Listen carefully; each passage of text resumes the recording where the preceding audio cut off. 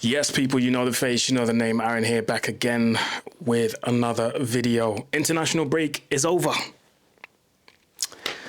And it's back to business.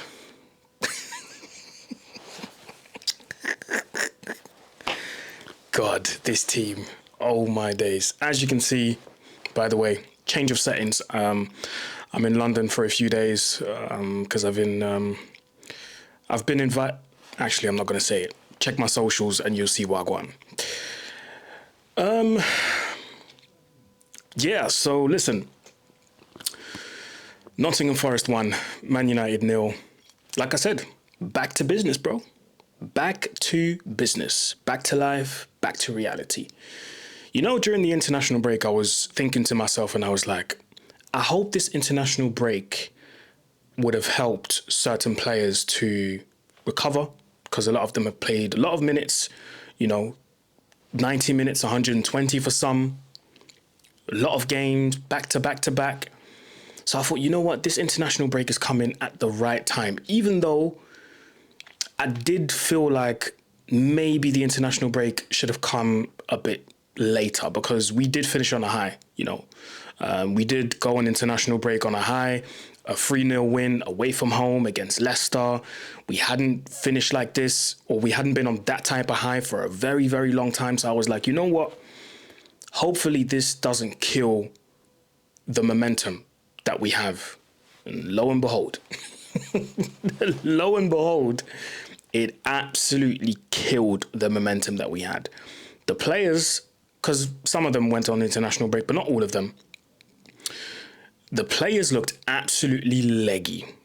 They looked like, I don't know, they looked tired, some of them.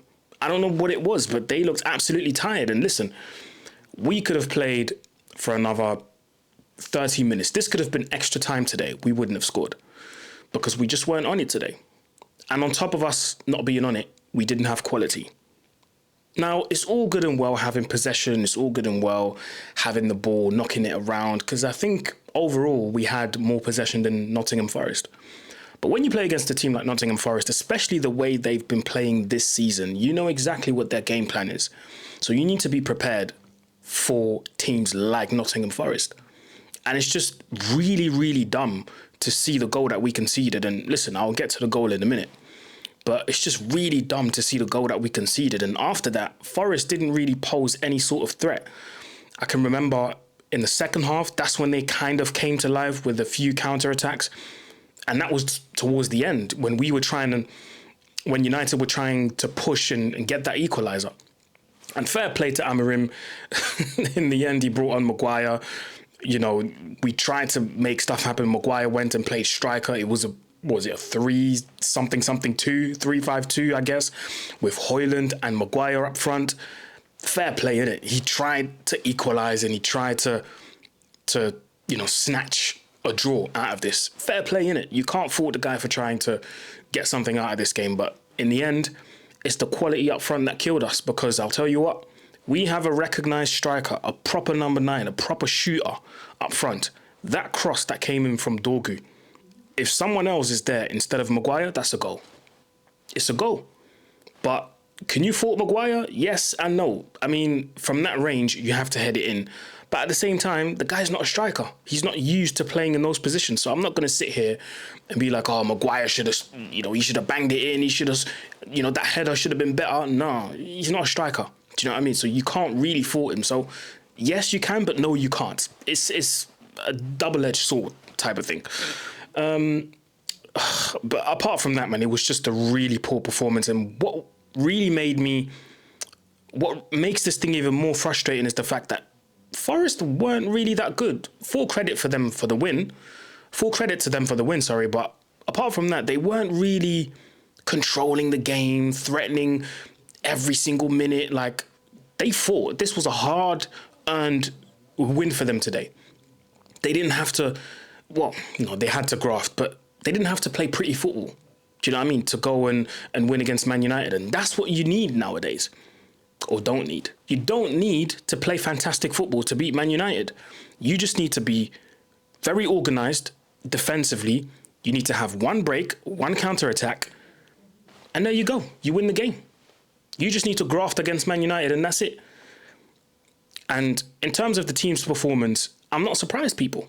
I'm really not surprised. I mean, I could be sat here and be angry, but I'm not. I'm really not surprised, because how many times did I sit here? Well, not here, but yeah, you get my point. How many times have I told you that these players, or this crop of players, whenever they get results against big teams or whenever we're on a high, I never get too gassed, because I know there's a point where the fall off will be coming. And that's what happens, not to name or not to single out certain players, but the ones that we've been praising and, GA, and look at what he's done. Where would we be without so-and-so? And I told you, there's always a limit with those type of players. And that limit was today. Because the same players that we praised that put in these world-class performances, apparently, the same players that we praised for putting in these world-class performances, world-class, against the likes of Ipswich, and where were they today? Because today, that was a game where we needed someone to take the game by the scruff of the neck. Because we played against grafters today, so we needed to graft, but we didn't. And on top of not being able to graft properly against a team like that, we didn't have the quality up front. We did not have the quality. Now, listen, Xerxes is somebody that I genuinely like. I think he's a fantastic footballer. But when it comes to having the quality up front, sometimes it can be a bit shaky. Now, does that mean that I want him out? Or does that mean that I think he's a bad footballer? No. But at the same time, bro, the people around him weren't really helping. And this one, I'm sorry, people, but I have to single him out. Alejandro Garnacho. I don't know what type of one-man mission this guy was on today. I don't know who gassed him up before the game and told him, yo, today it's you. But, I mean, that was abysmal, wasn't it? I mean, and I put out a tweet at halftime and I said, this halftime was interesting to say the least. And I compared two wingers, Garnacho, Anthony Elanga. Elanga versus Garnacho. And it was very interesting to see because I'm not going to say they're one and the same player, but they do have similar features in terms of how they play. So, two wingers of the same ilk, but one is streets ahead of the other. And of course, I'm talking about Elanga being clear of Garnacho. They both have similar features. Not quite the same, but you get my point. But one utilizes these same fixtures. One utilizes these same features to the best of his abilities. And you know how I can tell? It's because some of the things that Elanga does, you can tell it's being worked on. You can tell he's worked on these things. Do you think I'm surprised when my man's picking up the ball in his own half and then just speeding down the whole field and nobody can catch him? Am I surprised? No, I'm not. Of course I'm not surprised. This is what he does, but he trains on that. And you can tell that he trains on these things. You look at Garnacho on the flip side of it. See, when people come to me and say, yeah, but he looks lively and he looks busy and at least he runs at people. Listen, all of that means nothing when you can't control it and when you can't use it to the best of your abilities. All of this looking busy, all of this running at people and looking erratic, and it means nothing when you can't maximize it. And I promise you, Garnacho cannot maximize these things. That's why I said he's an all right footballer, but he's not Man United quality. Now, you can sing all the songs you want, but that's not going to change the fact that he's not Man United quality. This ignoring teammate stuff is carrying on. He does it on the left and he does it on the right. When he was on the right, there was a point where he received the ball on the half turn, halfway through the first half, around the halfway line, receives the ball on the half turn and then drives forward. I'm like, yes, this is good. Drive forward. Xerxes is kind of gauging where to take the defender with him so he can make the run. He makes the run. Garnacho ignores him. he pushes the ball away, or he pushes the ball forward a bit too much, and then he makes that foul on the Forest captain. Was it Yates, I think? Those are little things that matter to me. And I watch these things and I go, nah, not Man United quality. Another example, on the left, he now changes wings. He gets the ball on the left-hand side. Now, this is where I start to talk about generic, basic understanding of football. Tell me why, and I would genuinely like for someone to, I would like someone to explain this to me.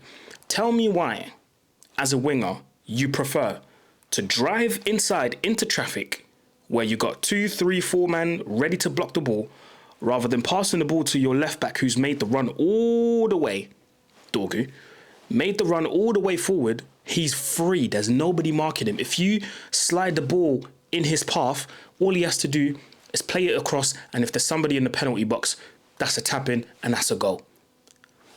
These are little things. See, when we talk about football IQ, this is what I'm talking about. But then again, I can't even say that this is football IQ. These are basic things in football. Why drive into traffic when your teammate is completely free and has got space? Not Man United quality, man. I'm sorry. And then in the second half, bro, he's taking shots from everywhere. I don't know who told him to keep taking these shots thinking it's going to end in the back of the net or top bins or whatever he's thinking. Like, this is what I said. You saw the difference, the clear difference between Garnacho and Elanga today. And Elanga, he's maximizing what he's got, bro, to the fullest. He's got the pace, and he can go past people with ease. He maximizes that, bro. And you can see it, bro. And speaking of Elanga versus Garnacho, you seen it when Garnacho tried to get near him for that goal. Just brushed my man off. He was like, yo, get off me, man. Go back to the gym. We seen the difference today, bro. The clear difference. One place for Man United and one place for Nottingham Forest. Who would have thought that I would be sat here one day saying that a Nottingham Forest footballer, and to be fair, Elanga's quality, I'm not going to take anything away from his performance, but who would have thought that one day I'd be sat here saying that a Nottingham Forest winger is better than a Manchester United winger? And you know what they say? You know what they say about somebody that's gone, then you start appreciating stuff once the person is... You know the saying. You know it. You know it. And if I was him, to be honest, bro, I would have celebrated. I don't know why he tried. You could tell he wanted to, but then he didn't. And I respect it. Do you know what I mean? I fully respect it. But Elanga, bro, he is quality. Maximizes his best attributes. Maximizes them. He knows what he's good at. And, bro, he just utilizes that to the fullest. And credit to him, bro. This is what you should do as a winger. Every time Elanga's got the ball, you know something's going to happen. And something, when I say something, it's something productive. It's not just for the sake of it. It's not just to look busy. It's not just to look lively. No, there's something that comes out of it. He produces. That is what I call production. What these people call production nowadays, where you just run at people and then you get a corner and then people say, oh, he's productive. Nah, that's not production. That's not production to me. So credit to Forest, man. Man United, I am not surprised one bit. And until these players leave the club, we will be going in circles. It's going to be a continuous cycle. We'll be doing well against the smaller teams, but once we come up against a decent side that has a decent setup defensively, we'll get stuck because we just do not have the quality. Yes, we have a Bruno Fernandes that can turn up in moments, but that's what it is. That's what he is. He's a moments player. He's a moment player. Bruno Fernandes is not the type of guy to receive the ball on a half turn, drive forward, go past 2-3 people, slide in a beautiful eye of the needle pass into someone for someone to score. He's not that type of guy. And the sooner people accept it, the better. And the sooner people accept it, the more they'll see that in those moments like today, or in those games like today against Nottingham Forest, why do you expect Bruno Fernandes to do anything? Because, bro, he's being locked up by everyone. So he has to drop deep and pick up the ball and try. Because when it comes to actually being productive a bit further forward, he can't. Because he needs that space to spam in balls. He needs that space to play those Hollywood passes. He needs that. He needs it. And when he doesn't have it, he's stuck. He's stuck. Now tell me, is that a world-class player to you? I'm just asking, innit? Like, I'm not surprised one bit, people. I'll be completely honest. I'm not surprised that this is the result after this game. But yeah, man, it's back to square one. And, you know, I'll keep saying it, bro. I'll keep repeating it until people believe it. You cannot move forward with certain players in the squad. And as long as they're here, this is what you'll be seeing. These are the type of performances we'll be seeing. And it's a real shame because some of the players actually played well today. You know, some of them actually played well. Now, of course, we lost, but you look at individual performances. I think the Ligt at the back, apart from that goal that we conceded, he looked a bit funny, he looked silly. But apart from that, I thought he really took care of Awoniyi. Awoniyi was nowhere to be seen. I thought Mazraoui looked good. Looked a bit shaky in the start, you know, start of the game. But after that, looked really good. Euro, I think, looked really good on the ball. In midfield, Casemiro. Now, I didn't really agree with Casemiro's substitution. And this is where I have to question Amorim a little bit. What is it with Casemiro that he just does not like? Because to me, Casemiro, he's been really good today. He's been really good. Cleaned up everything he had to clean up. Do you know what I mean? So I really don't know what the beef is there. Maybe someone can explain it to me. I don't know. But yeah, man, listen, it just is what it is. Like, I've accepted what this team is or what some of these players are. I've accepted it. I've accepted it. And the sooner you guys accept it, the better. Because you guys have these wild expectations from these footballers and you say the wildest things about these footballers. But then you get surprised when you see performances like that. They're not that good. I'm telling you. They are not that good. So we move, innit? We move. And you lot think we're going to win the Europa League playing like this. But do you know what it is? The funny thing is, we're going to go to Lyon next week away from home and they'll probably win. Because that's what these guys do. When their backs are against the wall, that's when they turn up. But then I'm questioning your mentality because how can you only turn up when your backs are against the wall, but then against the other teams you don't? You're just lackadaisical. But anyway, let me know what you think in the comment section below. Maybe I'm going crazy. Maybe I'm not. You guys let me know.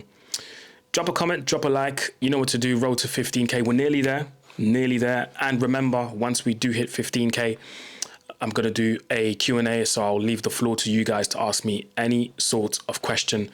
And you guys can, fire away and ask me any type of question you want to ask me. So that can be football related, non-football related, anything. So, you guys, make sure you like, share, comment, subscribe, and get me to 15K, man. If you made it till the end of this video, go in the comment section and type in business as usual. There you go. Because that's what Man United do. Business as usual. Anyway, people, like, share, comment, subscribe, and I'm out. Peace.